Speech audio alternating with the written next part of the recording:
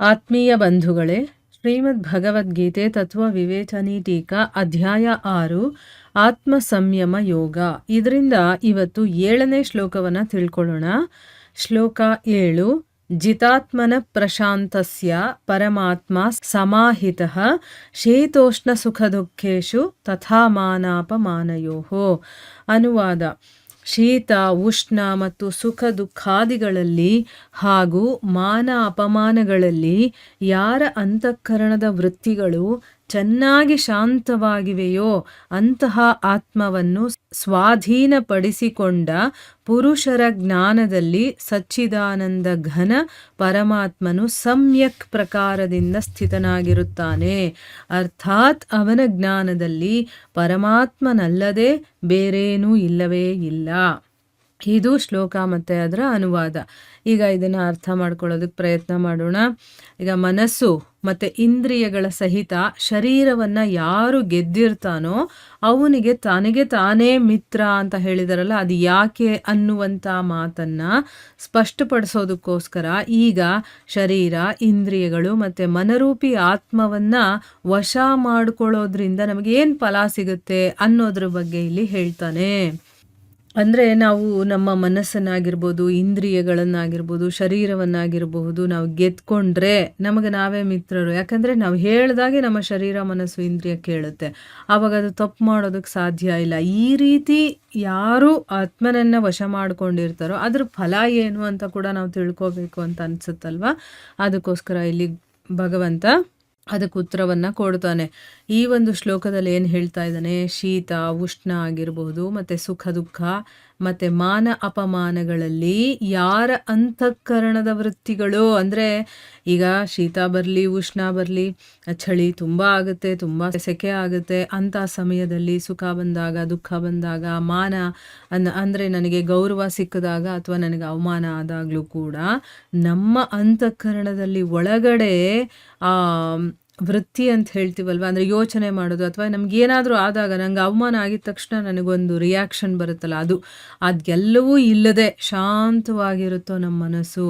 ಅಂದರೆ ನನ್ನ ಮನಸ್ಸನ್ನು ನಾನು ಸ್ವಾಧೀನಪಡಿಸ್ಕೊಂಡಿದ್ದೀನಿ. ಅದು ಯಾವುದೇ ಹೊರಗಡೆಯಿಂದ ಬಂದಂಥ ಏನೇ ರಿಯಾಕ್ಷನ್ನು ಅಥವಾ ಸುಖ ದುಃಖ ಏನೇ ಆಗಿರ್ಬೋದು, ಪ್ರಕೃತಿಯಿಂದ ಬಂದಿರೋದಾಗಿರ್ಬೋದು, ಮನುಷ್ಯರಿಂದ ಬಂದಿರೋದಾಗಿರ್ಬೋದು, ಯಾವುದೋ ಒಂದು ಘಟನೆಗಳಿಂದ ಬಂದಿರೋದೇ ಆಗಿರಬಹುದು, ಅಂಥದ್ದೆಲ್ಲ ಬಂದಾಗಲೂ ಕೂಡ ಮನಸ್ಸು ಶಾಂತವಾಗಿರುತ್ತೋ ಅಂಥ ಪುರುಷರ ಜ್ಞಾನದಲ್ಲಿ ಭಗವಂತ ಸಮ್ಯಕ್ ಪ್ರಕಾರದಿಂದ ಸ್ಥಿತನಾಗಿರ್ತಾನೆ. ಅಂದರೆ ಸಮಾನವಾಗಿರ್ತಾನೆ. ಅಂದರೆ ಏನು, ಅವನ ಒಂದು ಮೈಂಡಲ್ಲಿ ಅಥವಾ ಅವನ ಒಂದು ಬುದ್ಧಿಯಲ್ಲಿ, ಜ್ಞಾನದಲ್ಲಿ ಭಗವಂತನಲ್ಲದೆ ಬೇರೆ ಯಾರೂ ಇರೋದೇ ಇಲ್ಲ ಅಂತ ಅರ್ಥ. ಈಗ ನಮ್ಮ ಮನಸ್ಸು, ಬುದ್ಧಿ ಇದರಲ್ಲೆಲ್ಲ ಬೇರೆ ವಿಚಾರಗಳೇ ಜಾಸ್ತಿ ತುಂಬ್ಕೊಂಬಿಟ್ಟಿದೆ. ಅದಕ್ಕೋಸ್ಕರ ನಮಗೆ ಭಗವಂತನಿಗೆ ಜಾಗ ಇಲ್ಲ. ಅಲ್ಲಿ ನನಗೆ ತುಂಬ ಚಳಿ ಆಯಿತು ಅಂತಂದರೆ ಚಳಿನ ಬೈಕೊಳ್ತೀವಿ, ತುಂಬ ಸೆಕೆ ಆಯಿತು ಅಂತಂದರೆ ಸೆಕೆನ ಬೈಕೊಳ್ತೀವಿ, ಸುಖ ಬಂದಾಗ ಹಿಗ್ತೀವಿ, ದುಃಖ ಬಂದಾಗ ಕುಗ್ಗಿ ಹೋಗ್ತೀವಿ, ನಮಗಿಷ್ಟ ಆಗಿದ್ದು ನಮ್ಮನ್ನು ಯಾರಾದರೂ ಹೊಗಳೋದು ಅಂದರೆ ನಾವು ಖುಷಿ ಪಡ್ತೀವಿ, ನಮ್ಗೆ ಅವಮಾನ ಆದಾಗ ನಾವು ಬೇಜಾರು ಮಾಡ್ಕೊಳ್ತೀವಿ. ಇದೆಲ್ಲ ಮಾಡ್ಕೊಳ್ಳೋದಕ್ಕೆ ನಮಗೆ ಜಾಗ ಇದೆ. ಅಲ್ಲಿ ಭಗವಂತನನ್ನು ಬಿಟ್ಟು ಬೇರೆ ಎಲ್ಲ ತುಂಬಿಸ್ಕೊಂಡಿದ್ದೀವಿ. ಅದಕ್ಕೋಸ್ಕರ ಆದರೆ ಯಾರು ಜ್ಞಾನಿಯಾಗಿರ್ತಾನೋ ಅವನಿಗೇನು ಅಂತಂದರೆ ಭಗವಂತನಲ್ಲದೆ ಬೇರೆ ಏನೂ ಇರೋದಿಲ್ಲ. ಯಾಕೆ ಅಂತಂದರೆ ತನ್ನ ಇಂದ್ರಿಯಗಳು, ಮನಸ್ಸು, ಬುದ್ಧಿ ಎಲ್ಲವೂ ಕೂಡ ಅವನು ಹೇಳ್ದಾಗ ಕೇಳ್ತಾ ಇರುತ್ತೆ. ಅವನಿಗೆ ಎಲ್ಲ ಕಡೆ ಬರೀ ಭಗವಂತನೇ ಇರ್ತಾನೆ. ಅವನ ಮನಸ್ಸಲ್ಲೂ ಭಗವಂತ, ಅವನ ಬುದ್ಧಿಯಲ್ಲೂ ಭಗವಂತ, ಅವನ ಶರೀರದ ಕಣದಲ್ಲೂ ಭಗವಂತನೇ ತುಂಬಿಕೊಂಡಿರ್ತಾನೆ. ಆದ್ದರಿಂದ ಅವನಿಗೆ ಶೀತವಾದರೂ ಆಗಲಿ, ಉಷ್ಣವಾದರೂ ಆಗಲಿ, ಸುಖ ಆದರೂ ಆಗಲಿ, ದುಃಖ ಆದರೂ ಆಗಲಿ, ಮಾನ ಆದರೂ ಆಗಲಿ, ಅಪಮಾನ ಆದರೂ ಆಗಲಿ, ಯಾವುದು ಬಂದರೂ ಕೂಡ ಅವನ ಮನಸ್ಸು, ಹೃದಯ, ಬುದ್ಧಿ ಎಲ್ಲವೂ ಶಾಂತವಾಗಿರುತ್ತೆ. ಯಾಕೆ ಅಂತಂದರೆ ಅವನ ಒಳಗಡೆ ಭಗವಂತ ಒಬ್ಬ ಮಾತ್ರ ಇರ್ತಾನೆ, ಬೇರೆ ಏನೂ ಇರೋದಿಲ್ಲ ಅದರಿಂದ ಅನ್ನೋದು ಇದರ ಅರ್ಥ. ನೋಡಿದ್ರಾ? ಎಷ್ಟು ಕ್ಲಿಯರ್ ಆಗಿ ಇಲ್ಲಿ ಎಕ್ಸ್‌ಪ್ಲೇನ್ ಮಾಡಿದ್ದಾರೆ. ನಮ್ಮ ಮನಸ್ಸಿನ ಒಳಗಡೆ ನಾವು ಭಗವಂತ ಒಬ್ಬನನ್ನ ಇಟ್ಕೊಂಡ್ಬಿಟ್ರೆ, ಅವನನ್ನೇ ಬೇರೆ ಇನ್ನೇನೂ ಇಲ್ಲ ಅನ್ನೋ ರೀತಿ ಯಾವಾಗಲೂ ಏನೇ ನಡೀತಾ ಇರಲಿ, ನನ್ನ ಶರೀರದಿಂದ ನಡೀತಾ ಇರಲಿ ಕೆಲಸಗಳು, ನನ್ನ ಮನಸ್ಸಿನ ಮೂಲಕ ಏನೇ ಕೆಲಸಗಳು ನಡೀತಾ ಇರಲಿ, ಹೊರಗಡೆಯಿಂದ ಎಂಥ ಸಿಚುವೇಶನ್, ಎಂಥ ಒಂದು ಘಟನೆಗಳು ನಡೆದ್ರು, ಅದರಿಂದ ಏನೇ ರಿಸಲ್ಟ್‌ಗಳು ಬಂದರೂ ಕೂಡ ನನಗೆ ಭಗವಂತ ಮಾತ್ರ ಕಾಣಿಸ್ತಿರ್ತಾನೆ ನನ್ನ ಒಳಗಡೆ. ಭಗವಂತನ ಸ್ಮರಣೆ ನಡೀತಿರುತ್ತೆ. ನಾನು ಯೋಚನೆ ಮಾಡೋದು, ನನ್ನ ರೋಮ ಕಣ ಕಣದಲ್ಲೂ ಕೂಡ ಅವನೇ ಇದ್ದಾಗ ನಮಗೆ ಬೇರೆ ಯಾವುದ್ರ ಕಡೆನೂ ಗಮನನೂ ಹೋಗೋದಿಲ್ಲ, ನಮಗೇನು ಬರೋದಿಲ್ಲ. ಇದಕ್ಕೊಂದು ಎಕ್ಸಾಂಪಲ್ ಹೇಳ್ತೀನಿ ನೋಡಿ. ಈಗ ನನಗೇನೋ ಒಂದು ಕಾಲು ನೋವು ಇರುತ್ತೆ, ಏನೋ ಮಂಡಿ ನೋವು ಇರುತ್ತೆ ಅಂತ ಇಟ್ಕೊಳ್ಳಿ. ಅದೇ ನಮಗೆ ಭಗವಂತನ ಸೇವೆಯಲ್ಲಿ ಆಸಕ್ತಿ ಇರುತ್ತೆ ಅಂತಂದಾಗ ದೇವಸ್ಥಾನಕ್ಕೆ ಹೋಗ್ತೀವಿ, ಅಲ್ಲಿ ಹೂ ಕಟ್ಟೋದೋ ಅಥವಾ ಇನ್ನೇನೋ ಒಂದು ಕೆಲಸವನ್ನು ಕೊಡ್ತಾರೆ. ಆ ಭಗವಂತನ ಸೇವೆ ಮಾಡಬೇಕು ಅನ್ನುವಂಥ ನಮ್ಮ ಮನಸ್ಸಿದ್ದಾಗ ಏನಾಗುತ್ತೆ, ಅದನ್ನು ಕಟ್ಟೋಕೆ ಕೂತ್ಕೊಂಡಿರ್ತೀವಿ. ಆದರೆ ನಮಗೇ ಗೊತ್ತಾಗೋದಿಲ್ಲ. 2 ಗಂಟೆ ಕೂತಿದ್ರು ಕೂಡ ನಮ್ಮ ಮಂಡಿ, ನಮ್ಮ ಕಾಲು ನೋವು ಬಂದಿರೋದು ಯಾವುದ್ರ ಮೇಲೂ ಕೂಡ ನಮಗೆ ಪರಿವೆನೇ ಇರೋದಿಲ್ಲ.